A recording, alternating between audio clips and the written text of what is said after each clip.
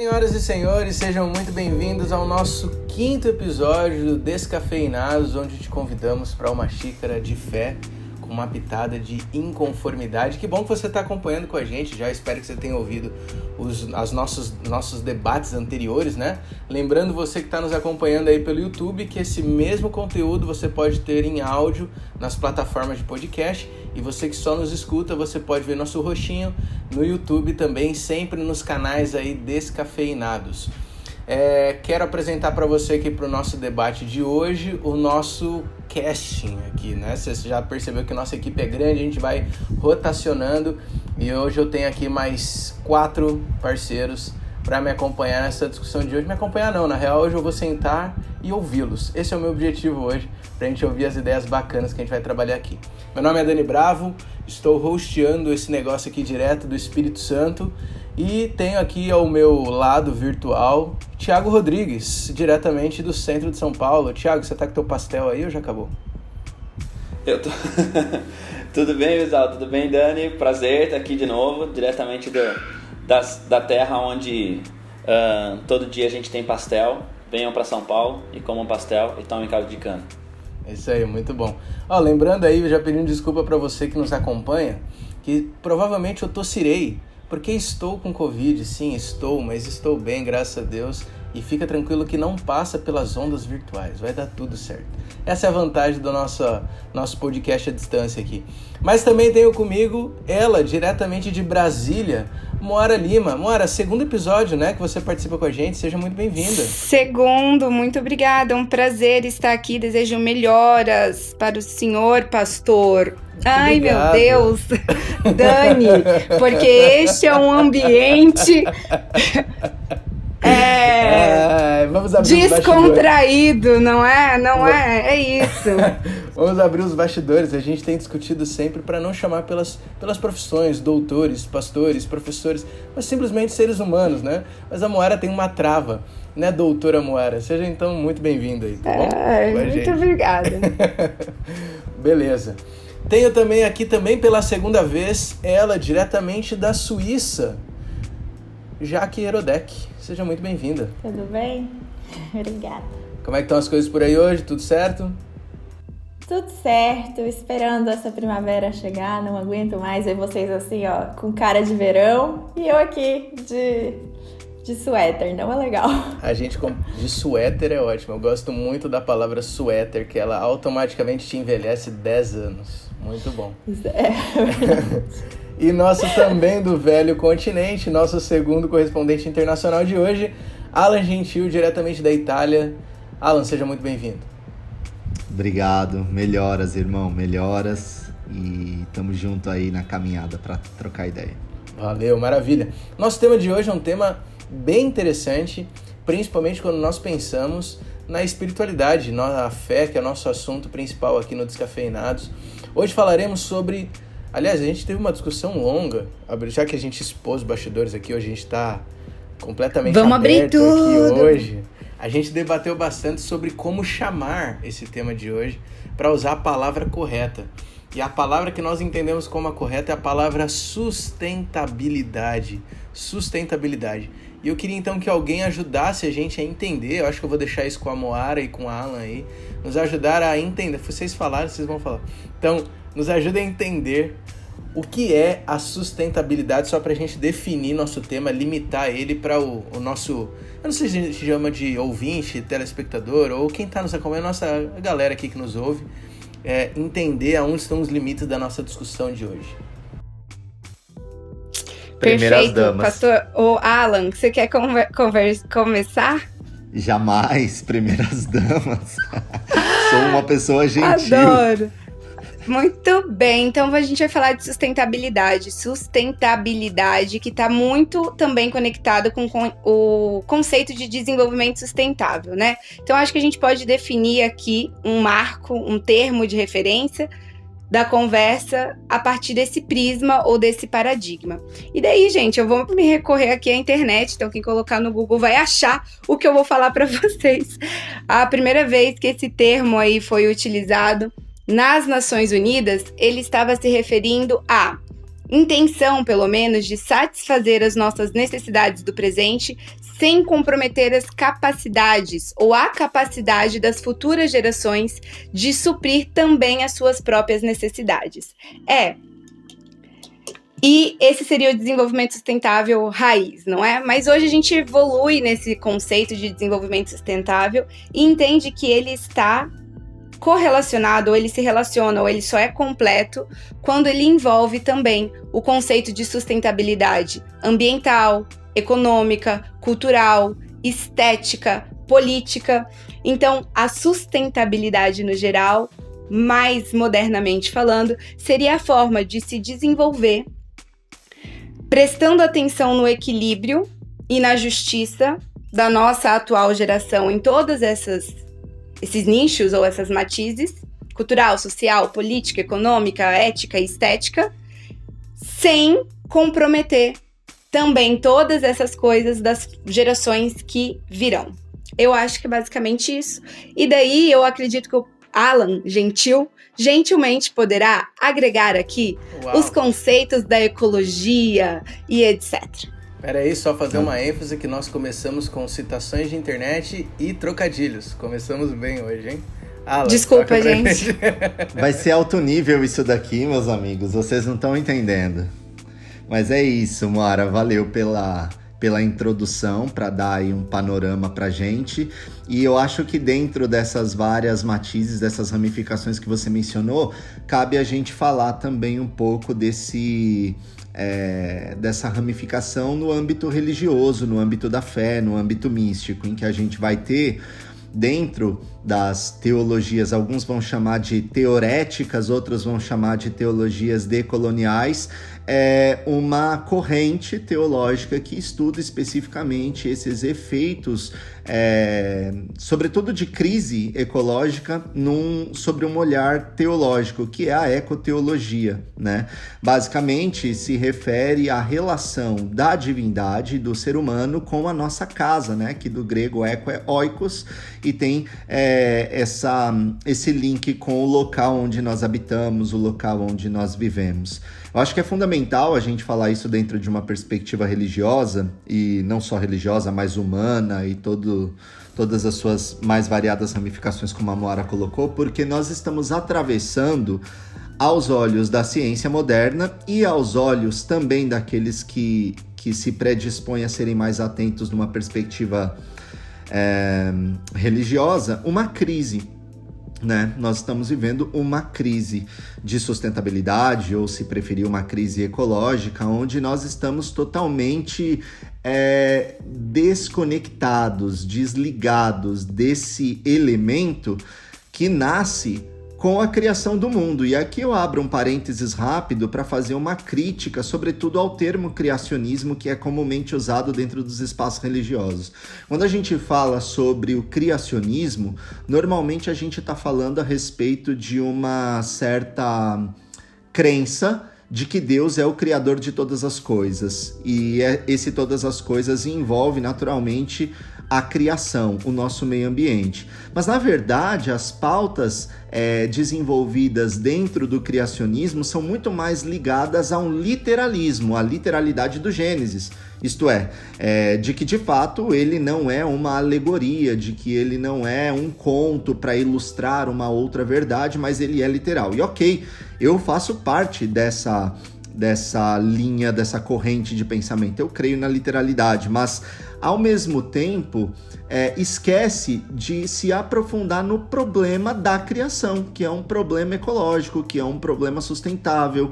E com isso a gente perde um pouco a capacidade de refletir acerca das questões das crises ecológicas que estão acontecendo e nos tornamos meros teóricos e muito pouco práticos dentro dessa ligação entre o divino, o ser humano e, ao mesmo tempo, a criação, a nossa casa, que é a Terra. Então eu acho que vale a pena a gente, dentro dessas várias matizes que foram colocadas, inserir também esse elemento religioso, digamos assim, porque a proposta pode ser também religar-nos à natureza, à ecologia e ao consumo consciente dos recursos naturais que foram deixados para nós. Só voltando quando a Mara falou da definição, uma vez eu vi uma demógrafa e ela estava falando sobre... o assunto não era esse exatamente, né? Estava numa conversa sobre as terras indígenas, né? E aí entrou no assunto sobre sustentabilidade e ela soltou uma definição bem interessante quando ela falou que sustentabilidade é uma responsabilidade, é uma visão e uma responsabilidade holística. E eu achei interessante quando ela falou isso na conversa que estava rolando, né, naquele momento, porque quando ela falou isso, ela falou dando essa ideia de que é muito simples e que é muito comum, principalmente para culturas não ocidentais, talvez não culturas não ocidentais, mas para culturas que não foram marcadas por esse funcionamento ocidental que a gente conhece hoje, o funcionamento capitalista que a gente conhece hoje, que para essas culturas é muito normal, é muito natural, talvez não tanto, mas é natural para eles entender esse trânsito que existe entre o sujeito, entre o animal, entre a terra, entre a água, entre a responsabilidade com a geração futura. Ele consegue se entender muito melhor como parte do todo.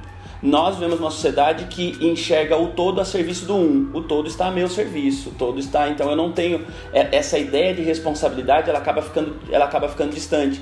E quando o Alan fala disso da religião, é interessante, pelo menos na minha visão, e quando a gente olha para o texto bíblico e para outras religiões não cristãs, às vezes é comum a gente encontrar, por exemplo, as relações de matriz africana. Todas elas têm uma relação muito forte com a natureza. Todas elas têm uma relação muito forte com o ambiente, né? As religiões orientais, as religiões da Oceania, são religiões que elas são marcadas e faz parte do pensamento religioso, esse trânsito constante, essa responsabilidade pelo ambiente, essa responsabilidade pela geração que vai usufruir do mesmo que a gente está usufruindo, esse respeito pela terra, essa compreensão de que não é uma terra ao serviço do ser humano.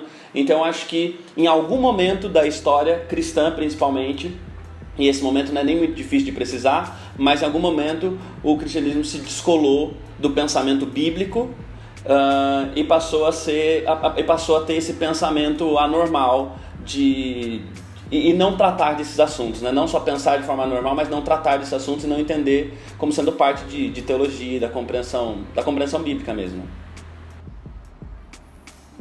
Mas você falou que é fácil identificar qual é esse momento, né, Thiago? A Jaque vai falar ali, mas eu queria então que já aproveita o gancho e já identifica pra gente quando que houve esse descolamento aí. Não, eu só ia acrescentar, na verdade, porque o Alan... Na verdade, eu não sei se eu tô pronunciando certo, é Alan ou Alan?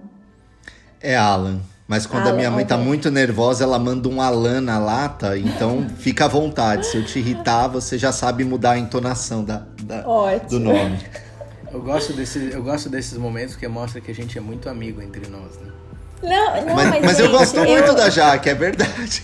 Eu sou a pessoa que eu pronuncio o nome errado das amigas, então... Vive me chamando de Moana, toda hora.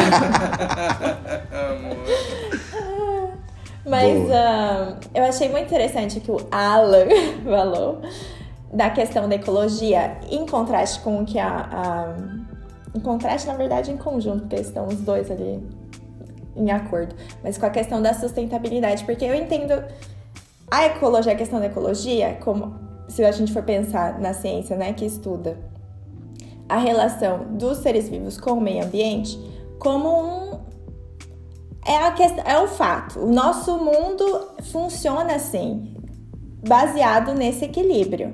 Existe um equilíbrio, desde sempre existiu um equilíbrio, e conforme a gente, né, foi a história da humanidade foi acontecendo, esse equilíbrio foi se desequilibrando. Nossa, gente, eu já tô muito filósofa.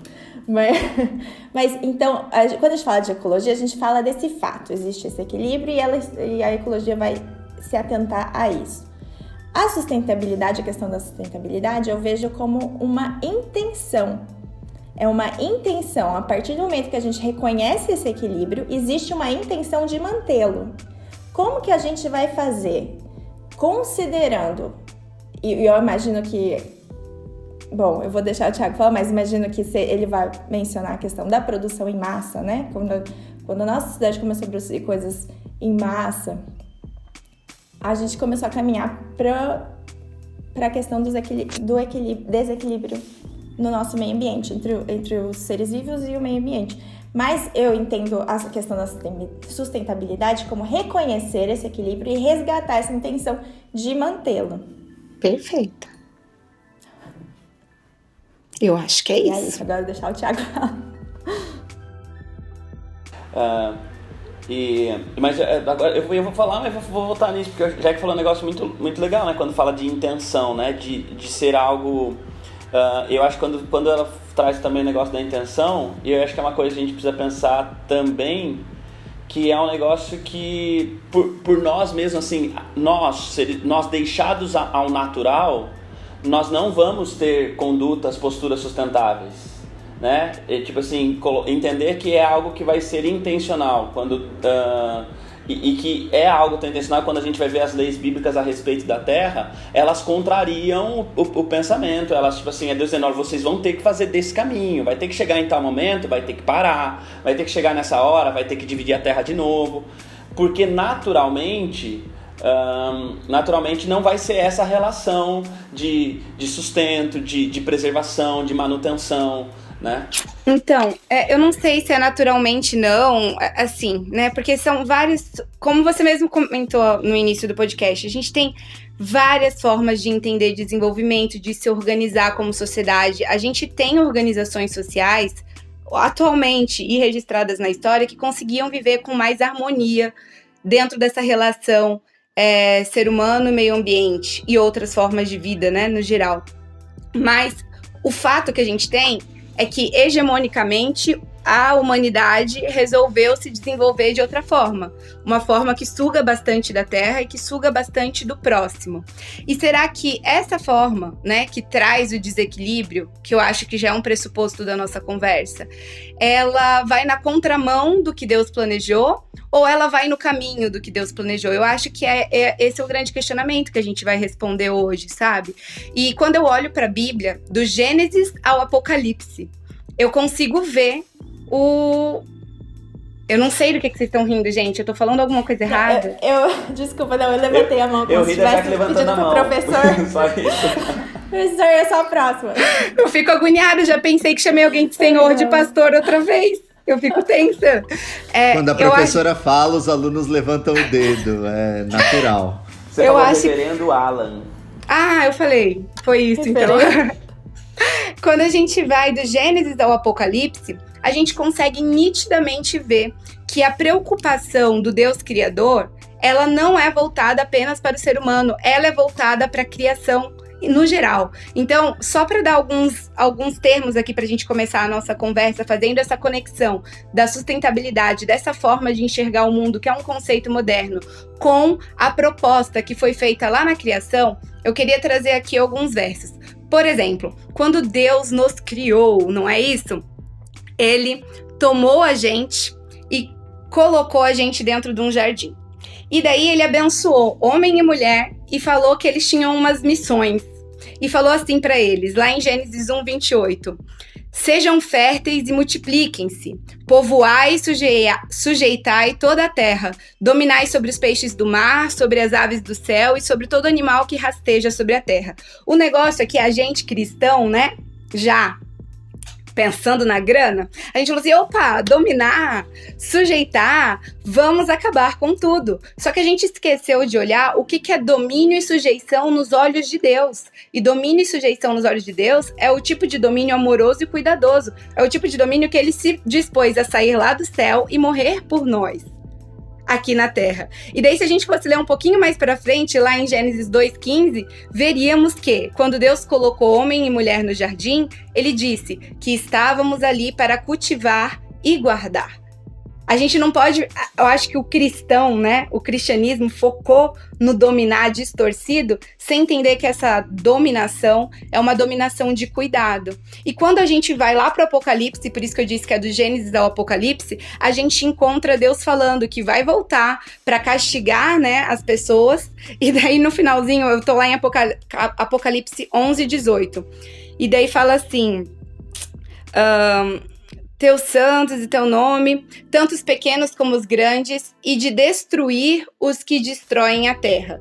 Então, simplesmente, o cuidado de Deus com a criação, não só com o ser humano, ele está explicitado na Bíblia e tem aqui um monte de coisa para a gente falar sobre isso ao longo desse papo. Mas lá no Gênesis ele fala, olha, vocês têm que cultivar e guardar a terra. E no Apocalipse ele fala, eu vou voltar para destruir aqueles que destroem a terra. Porque essa foi uma das primeiras missões que ele deu pra gente. Então entender esse desenvolvimento de forma harmônica, saber que a nossa vida só se preserva, né? A nossa vida não só física, mas como espiritual e tudo isso que a gente acredita, ela só se preserva se a gente colocar dentro da conta da nossa vivência, essa vivência em harmonia com a natureza, com a ecologia, com os outros seres viventes ao nosso redor. Não só os animais, as florestas, as árvores, mas principalmente, daí Jesus revela isso de forma muito clara, o nosso próximo. Então a sustentabilidade está intimamente ligada com a forma com que a gente olha para o nosso próximo, com a forma com que a gente faz justiça social também. Abre a tua boca em favor daquele que não pode falar e faz justiça. É isso que ele pede lá em Provérbios 31 da gente. Então, eu acho que conectar esses pontos é importante para entender que o desenvolvimento sustentável que muitos pregam por aí hoje, talvez tenha sido um paradigma estabelecido para gente que tem essa visão de mundo, desde que a gente foi criado, desde antes do pecado, inclusive. Eu acho super interessante. A Jaque levantou a mão, hein? A Jaque levantou a mão. Desculpa. Eu sou muito boa, eu vou deixar o Alan falar. Não. Diz no nome que é gentil, mas né? Diz o nome. Diz o nome que é gentil. Pode falar, já que eu falo depois. É que o que eu ia falar, na verdade, é meio que um parênteses. Porque eu tava prestando atenção no que o Thiago tava falando, da questão disso não vir de nós. E eu concordo com ele nesse ponto, e concordo com a Moara também no ponto de, não sei se não vem de nós, porque se você for ver comunidades que não tiveram contato com a nossa sociedade do jeito que a gente vive de forma ocidental, nesse contexto de civilização, acho que civilizada é uma palavra muito ruim para ser usada, mas só para determinar no sentido de comunidades que não tiveram contato com a forma como a gente vive nesse contexto urbano, né? Que vivem muito mais equilíbrio, né? Então, como assim não vem necessariamente da gente? Eu entendo e acho que eu concordo com o Thiago no ponto de não vem da gente, porque eu acho que inclusive isso não vem da gente. Porque na Bíblia diz que tudo que é de bom não vem da gente. Tudo que é de bom não vem da gente.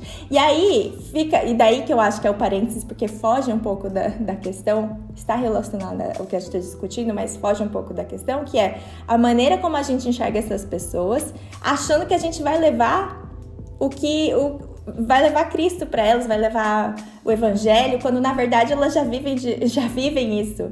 Então, só um parênteses aqui, fugindo um pouco do assunto, mas já podemos voltar. Ótimo parênteses, Jaquinha. Esse parênteses é o próximo podcast, inclusive. Exatamente. Eu acho que quando a gente pensa nesse tipo de cristianismo, que na verdade não é cristianismo, é cristandade, porque ele é utilizado como um projeto de poder e dominação, a gente começa a se aprofundar no problema ambiental sobre um olhar teológico. E o quanto isso gera medo em nós cristãos, sobretudo em discutir sobre esse tema. Por quê?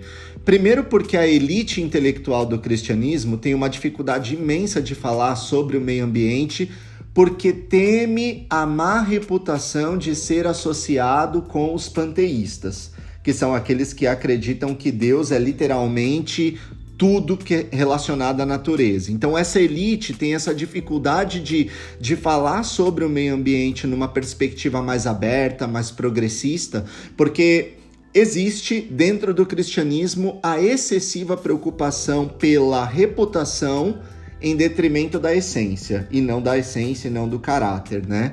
Então a gente já começa tendo essa dificuldade. Por exemplo, um pensador britânico chamado James Lovelock, ele trabalha com uma ideia muito interessante chamada hipótese Gaia. Só que a gente ignora, na maior parte das vezes, toda uma pesquisa científica, baseada em ciência moderna, inclusive, bem fundamentada, para a gente se concentrar no termo Gaia. Tipo, que vai Gaia, não fala de Gaia. Não fala de Gaia, porque Deus não é o panteísmo, etc. E aí a gente se bloqueia naturalmente. Mas também existe uma contracorrente que busca, através das teologias decoloniais, salientar essa importância desse conhecimento que sai do âmbito da ciência moderna, desse contratualismo em que tudo, para ser de fato valioso, tem que estar escrito, tem que estar anotado, e a gente desconsidera um outro elemento de aprendizado muito interessante, que são as epistemologias do Sul, que um pensador português chamado Boaventura de Souza Santos fala exaustivamente a respeito dessa necessidade de buscarmos um equilíbrio entre os saberes, entre os diversos modos de se aprender. Hoje, para nós, só é real aquilo que a ciência consegue estabelecer como fato, né? Então, se a ciência ela não nos disse, a ciência tradicional, moderna, como a gente conhece, através das pesquisas, através dos artigos científicos, se ela não aponta, a gente parte do pressuposto que aquilo nem existe.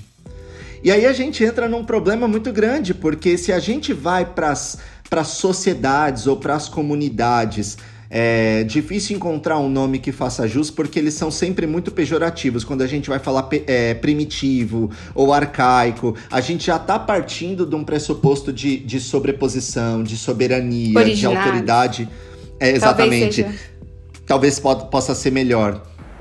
E eu acho que você falando disso, vem aquele, quando você falou, né, do cristianismo com esse projeto de poder, ele foi, obviamente, né, foi lentamente, talvez não tão lentamente, ele foi se afastando de uma proposta bíblica, que é aquilo que a Moara falou quando ela leu lá no Gênesis. Ele foi se afastando dessa proposta bíblica e ao se afastar dessa proposta, esse cristianismo se colocou nesse lugar de muita proximidade com os estados que estavam sendo constituídos, e a gente vai indo lá desde o século III, século IV, mas aí vem vindo, e à medida que vai chegando, esse cristianismo ele começa a ficar o cristianismo hoje vai ficando muito mais perto do Estado, ele fica muito mais perto do dono do capital, ele fica muito mais perto de quem é de defender os interesses do opressor, daquele que está no alto, e o cristianismo passou a ser instrumentalizado para defender essas posturas opressoras.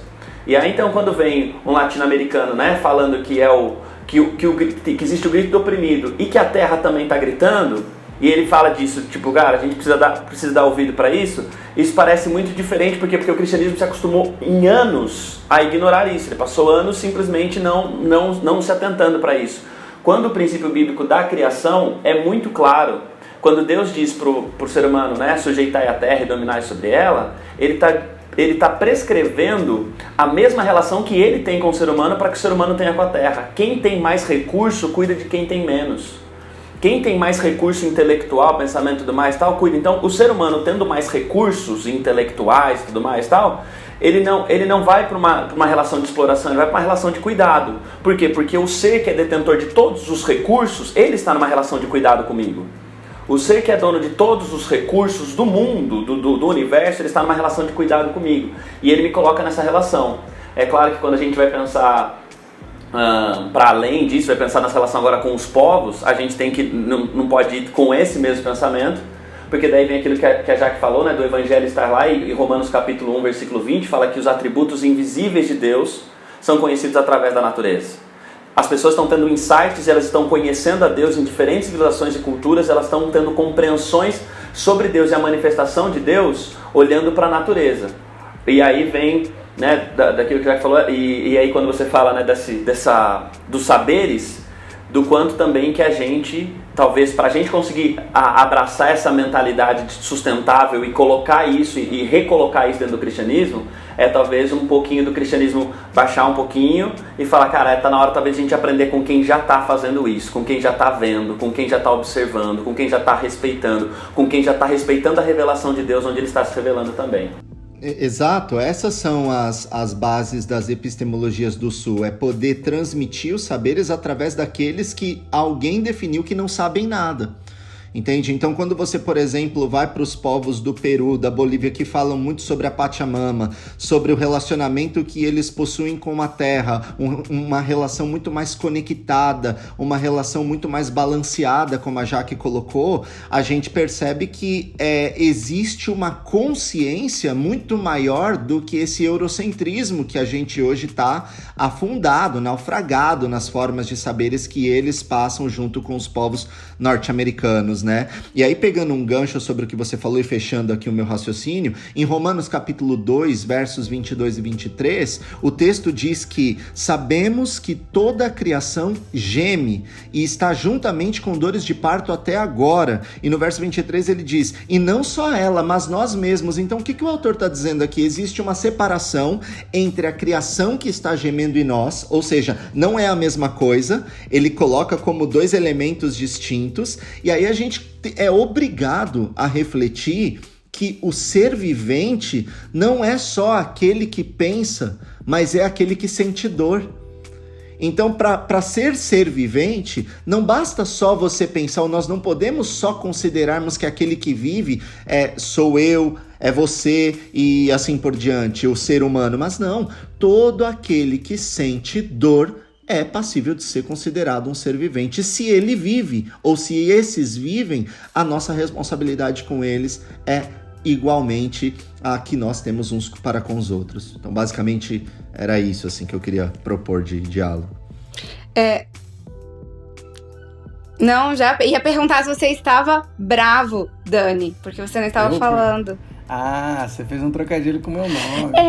Eu tô fazendo vários hoje. Você tá afiado. Eu pensei que vocês iam me repreender, mas você demorou pra repreender o trocadilho ruim. A Jaque fez com o meu, de gentil. A Jaque fez com o meu de gentil. Agora, como é que a gente faz um trocadilho com o sobrenome Herodek? Quero ver, gente. Quero ver. Fica o desafio. Na verdade, a gente tá numa oposição aqui, né? O Alan gentil e eu sou o bravo, né? Então a gente tá numa oposição aqui. Mas vou encaminhar vocês para um canal chamado... Vamos parar com os trocadilhos. Eu vou encaminhar vocês para um canal chamado Castro Brothers. Quem não conhece aí fica propagando que eles são bons trocadilhos. Mas eu queria fazer uma pergunta para vocês, voltando pro ponto aqui. Eu tô ouvindo muito vocês, tô aprendendo e pensando muita coisa aqui, né? E aí eu vou fazer uma pergunta, talvez seja um pouco, não sei se é superficial, mas uma pergunta um pouco externa, isso sim, ao debate, mas que eu acho que pode ser talvez uma pergunta que possa estar de alguém que está ouvindo e acompanhando essa discussão, né? Porque eu acho que a tônica principal de tudo que vocês compartilharam até agora é a ideia de que a sustentabilidade, ela faz parte dos valores do cristianismo, da fé como um todo. Até resgato o que a Moara falou lá atrás, citando Gênesis, como uma das principais funções do ser humano criado no paraíso ainda. Quando a terra era perfeita, já havia necessidade de cuidado da terra. Imagina então depois que a terra passa a ter problemas, conforme Gênesis nos coloca. Então, a pergunta que eu fiquei é: como que a gente teve essa virada de chave para passar a encarar de uma outra forma? Por quê? Porque eu, quando ouço hoje sustentabilidade, tô sendo muito franco, tá? Quando eu ouço a pauta sustentabilidade, a primeira coisa que vem à minha cabeça é uma discussão política.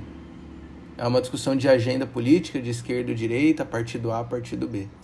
E talvez alguém, quando está ouvindo esse nosso debate, pode, ao ver o tema, também relacionar com uma pauta política. Mas não, o que está ficando claro é que é uma discussão de fé, tem a ver com a nossa responsabilidade como criaturas feitas pelo Criador de tudo, né?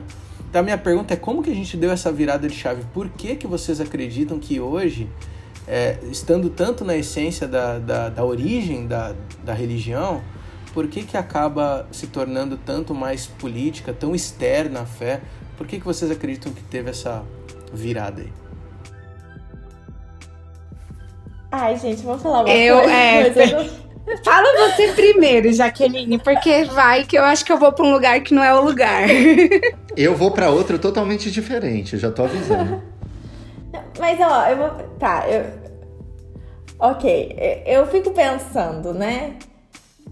Eu não sei, talvez eu fico... Eu tenho uma liberdade sinto que poética. cutuquei algumas coisas aí, o pessoal todo mundo se revoltou. Não. Eu sinto que eu tenho uma liberdade poética muito grande com a Bíblia, assim, né? Às vezes eu leio uma coisa, daí eu já faço aplicações. Se eu estiver viajando muito, vocês me avisem, né? Ponham aí um contraponto. Mas às vezes eu fico pensando muito naquele verso em que diz que as pedras falarão, né? Aí eu fico pensando, engraçado, e se a gente reconhece essa questão totalmente relacionada, conectada com os valores de quem se diz um seguidor de Cristo, você fica pensando, por que são eles? Eles não tô nem... Eu não gosto de colocar assim também, porque parece essa oposição, né? Eles e nós. Eu acho que isso é um erro, na verdade, que a gente tem de estratégia como cristãos. Mas usando essa ideia, né? Engraçado, por que são eles, pessoas que não se necessariamente dizem, né, cristãos, defendendo esse tipo de bandeira, esse tipo de cuidado com a terra e não nós? Eu acho que isso diz muito pra gente.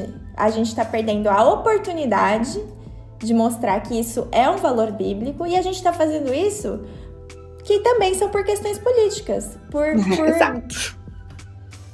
por ganho, por estar do lado de quem tem o poder e quem tem o dinheiro, que não quer ter a responsabilidade de lidar com as questões de como que a gente vai criar um mundo mais sustentável. Exato, olha, já que Jaqueline que falou primeiro, não foi Já que eu. Jaqueline... Ai, não foi de propósito, Thiago. Caramba, Já o que pessoal tá muito afiado hoje. Nossa, tá horrível. Desculpa, eu que comecei com isso. Mas assim, já que você falou primeiro, Jaquinha, eu não queria ser a primeira a falar, mas se o Dani perguntou o motivo, é político.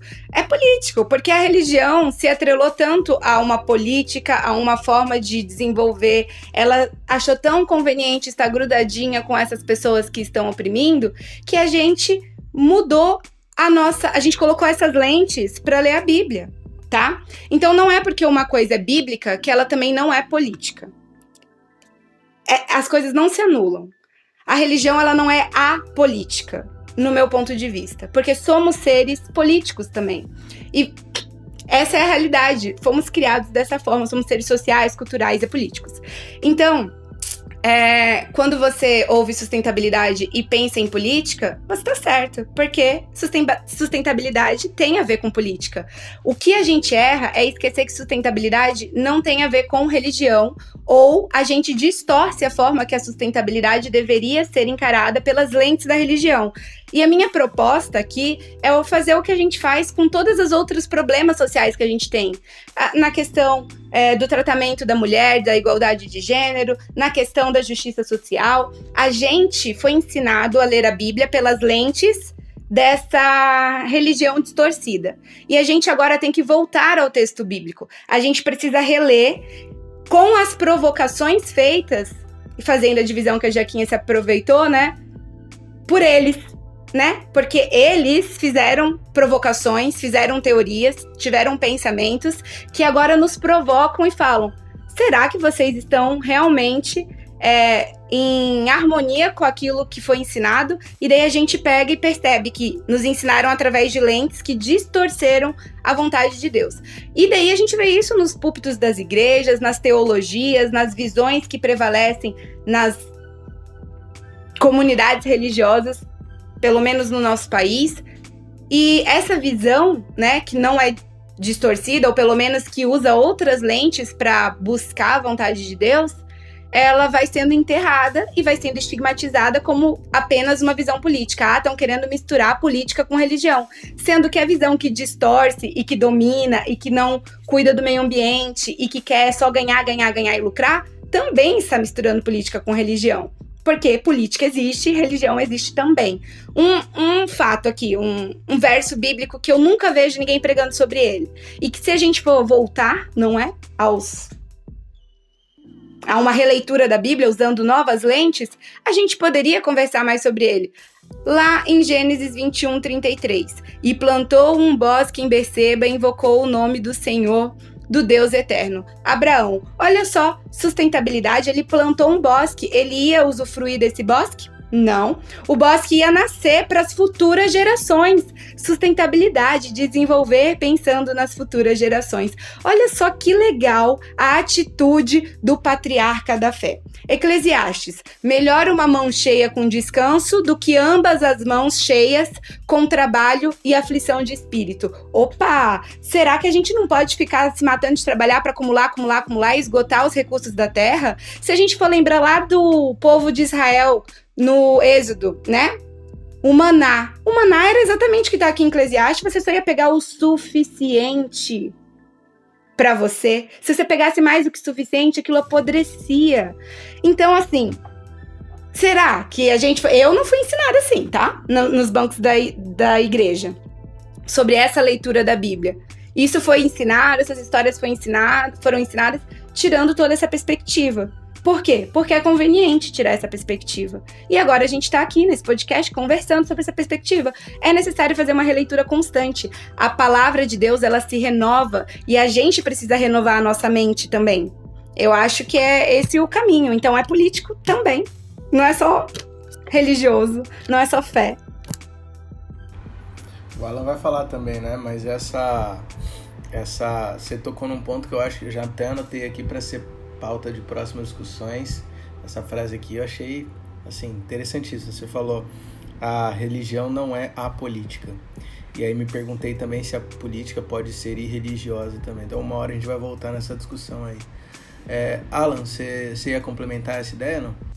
Eu vou ser breve, eu concordo muito com as colocações da Jaque e da Moara.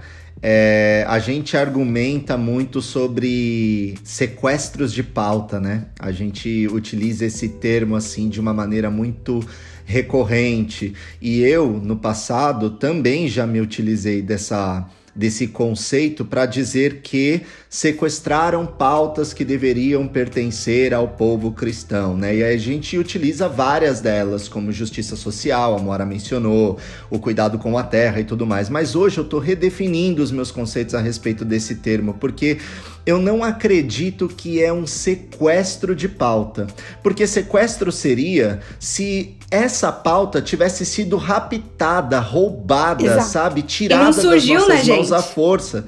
E eu acho que é muito interessante, mas não houve um sequestro quando a criança foi abandonada. Entendeu? Tipo assim, eu acho que nós abandonamos a criança, jogamos a bacia de água suja com a criança junto, pegaram essa criança, entendeu? E vamos cuidar dela. Alguns com interesses escusos. Infelizmente, em todos os espaços sociais existem interesses escusos. Vai existir isso dentro de diálogos políticos, dentro de diálogos religiosos, dentro de diálogos sociais, mas o que acontece na minha compreensão atualmente é que nós não tivemos nada que era nosso sequestrado, nós simplesmente não cuidamos, não falamos a respeito e outros agentes entraram e começaram a pautar esses temas. E aí sabe o que acontece? A gente fica com aquele sentimento de que perdemos algo que era nosso, mas a gente não deu valor enquanto a gente tinha. Então agora a gente vive correndo atrás para tentar reaver uma narrativa que infelizmente parte de um problema mais profundo do que a própria ecologia, que é o problema teológico. A gente não conseguiu desenvolver uma teologia para isso. Você tinha perguntado no início, quando foi assim? Quando despontou essa mentalidade, né? Cara, para mim foi na Revolução Industrial. Entende? Aconteceu antes? Aconteceu, vinha acontecendo, mas nesse momento fica muito claro assim a nossa incapacidade de dialogar sobre a terra e de cuidar da terra. Como a Moara mencionou, a gente deixou de ser jardineiro, guardador, para ser empreiteiro, explorador. Então a nossa função, ela desequilibrou o relacionamento, a gente não deixou algo ser sequestrado, nós simplesmente abandonamos e hoje a gente não precisa nem entrar em conflito. Eu acho que a gente tem que abraçar aquilo que o meio político abraça, que converge com o reino, e ignorar aquilo que não converge, entendeu? Então, cara, se o partido é de direita ou de esquerda, mas vai falar sobre pautas de desigualdade de gênero, se vai falar sobre racismo, se vai falar sobre a necessidade de se cuidar do meio ambiente, eu vou abraçar, porque isso tem a ver com a minha visão de fé, isso tem a ver com a minha visão como indivíduo, como agente social, entendeu? Então eu não faço essa dicotomia, o que é político, o que é religioso, o que é, sabe? Nós somos um indivíduo só, mas ao mesmo tempo nós somos um coletivo de eus. Existem muita gente que precisa, sabe, se encontrar e se encontram em pautas que normalmente são pautas consideradas políticas. Então, cara, eu vou super me identificar com alguém que defende a terra, mesmo se essa pessoa não for cristã. Porque nós temos um objetivo em comum. Nós temos o objetivo de proteger aquilo que na minha concepção é elemento da criação e que às vezes na concepção dela é casa para ela morar. Então, basicamente, é assim que eu enxergo esse cenário, sabe? Assina embaixo. Tenho nem o que falar. Eu também. Maravilha. Vou assinar também, embaixo do da Moara. A gente tá com o tempo já chegando ao nosso final da nossa discussão. Então, pra gente poder caminhar aí pras considerações finais, Thiago, vou pedir pra você... A gente já fez várias citações bíblicas aqui, né? Vocês fizeram. Vou pedir pra você ler um texto pra fechar aí, um verso pra fechar nosso pensamento. E também já fazer outras considerações só um negócio, cara, achei muito louco, né? Que... Nessa coisa a gente falou da religião também, ser política, a Mara estava falando, depois agora com o que ela falou, me veio um negócio de como a gente tem uma vontade de ser dono das coisas que estão na Bíblia, né, cara? Tipo, não, tá na Bíblia, é nosso, né? Como se a pauta cristã, Cara, a pauta bíblica é de Deus. A pauta bíblica é de Deus, o que está na Bíblia é dele. Quem ele vai usar para defender essa pauta não é problema meu. O meu problema é estar no lugar de quem... O meu problema é estar defendendo junto. Ele levantou o servo Ciro, né? Tipo assim... Pois é. Ele faz as coisas dele do jeito que ele quer. Eu tô falando do lado da Bíblia, tá, gente? Pelo amor de Deus. E eu pegando também um pouquinho, a Mara falando de como a gente às vezes lê a Bíblia e negligencia alguns aspectos, né? Romanos capítulo 8 é um texto que fala muito sobre... É muito conhecido, né? Porque é o texto do todas as coisas cooperam por bem daqueles que amam a Deus, nada pode nos separar do amor de Deus e um monte de coisa. Só que no coração do texto, eu acho muito louco que Paulo coloca, né? Quando ele fala dos nossos sofrimentos, ele fala, nós somos filhos de Deus, o Espírito testemunha que nós somos filhos de Deus, tal. E aí ele fala, no versículo 18, que os sofrimentos da presente vida, ele está falando dos sofrimentos. E aí, dos sofrimentos da presente vida e tal, não se comparam com a glória futura. E aí ele resolve no sofrimento falar, já que eu estou falando de sofrimento, deixa eu falar da natureza, da criação. Daí ele fala, a criação toda aguarda ansiosamente a manifestação dos filhos de Deus. E aí ele fala um negócio muito forte, a criação foi sujeita à vaidade. Não por vontade própria, mas por vontade daquele que a sujeitou. Todavia com a esperança de ser também ela libertada do cativeiro, da corrupção, para participar da gloriosa liberdade dos filhos de Deus. E aí ele fala, né, no verso... sabemos que toda a criação geme e sofre com dores de parto até o presente dia. Cara, tipo assim, eu acho muito louco, né? Falar assim, olha, e aí ele coloca os sofredores no mesmo lugar, os filhos de Deus e a criação que sofre no mesmo lugar. E aí eu acho bonita essa identificação que ele propõe, essa identificação de nós somos parte de um todo que está sofrendo. Eu sofro, a terra sofre. Nós somos parte de um todo que está sofrendo. Ao cuidar apenas do meu... E os filhos de Deus aí são chamados para não cuidar apenas dos seus sofrimentos, mas para se solidarizar com quem sofre. E se a terra sofre, ela merece minha solidariedade. Se a terra vai colocada num lugar de sofrimento, de exploração, eu também sou chamado a uma empatia com a terra, né? A me solidarizar com ela. E eu acho isso muito bonito, eu acho que esse é o chamado, né? O chamado bíblico pra gente é isso, essa solidariedade com tudo aquilo que é com tudo, não só todo, mas tudo aquilo que sofre opressão, né? E se a gente está vendo um tempo em que a Terra está sofrendo opressão, que culturas, como o Alan falou, os diferentes culturas estão sendo oprimidas também, a gente precisa fazer esse caminho na direção de sofrer junto. Muito bom. Galera, considerações finais para a gente poder encerrar nosso debate de hoje. Eu queria só dizer uma coisa. A gente precisa recuperar o modelo proposto de vida para nós pela divindade. Esse é um modelo de humildade. Quando a gente lê em Filipenses capítulo 2, versos 5 a 7, nós vemos o autor falando que Cristo se esvaziou de si mesmo. O que é isso? É um modelo de rebaixamento, é um modelo de abnegação. A gente conhece o rebaixamento de Cristo em todos os seus atos dentro dos evangelhos. Quando ele cura, quando ele lava os pés, quando ele morre na cruz, que é o clímax. Mas esse modelo é um modelo reproduzido por todos os elementos da divindade. O Deus, o Pai, também se rebaixa, porque ele desce no Êxodo para executar a libertação dos oprimidos. Ele também se rebaixa ou se abnega quando ele dá o seu único filho. Ou seja, Deus dá, ele não toma para si, ele dá. E o Espírito Santo também faz o movimento de descida em Atos, quando ele sai de onde ele está e ele desce sobre os apóstolos. E para completar, a própria criação, que não é divindade, mas que é criatura, ela também se rebaixa, porque ela oferece os frutos da terra para nós, ela continua produzindo frutos para nós, mesmo sendo explorada, mesmo sendo oprimida, e ela não reclama para si os louros da fama, as glórias do alimento. O único ser que não se rebaixa, que não se diminui, que não desce, é o ser humano. Nós somos os únicos, dentre todos os elementos divinos e criados, que não têm a capacidade de rebaixamento. E o que é o rebaixamento da nossa parte? É entendermos que nós não somos donos da terra. A Bíblia diz que o dono da terra é o Senhor. Então, se nós não somos os donos, não cabe a nós legislarmos na exploração da terra, mas convivermos com ela. Não cabe a nós legislarmos na vida do outro, mas convivermos com o outro. Então, nosso papel não é de domínio opressivo, mas é um papel de convivência, organização e administração disso tudo que foi dado a nós. Então, sabe, se nós entendermos isso, cara, a gente muda as nossas prioridades. Da casa gigante que a gente vive a uma casa mais simples, da cidade megalópole a um cantinho na natureza, dos hábitos que nós temos de vestimentas, de roupas, de consumo, tudo muda, porque a gente se entende como iguais, ou melhor, como abaixo, e não como superiores. Muito bom, galera. Alguém mais quer fazer a consideração final?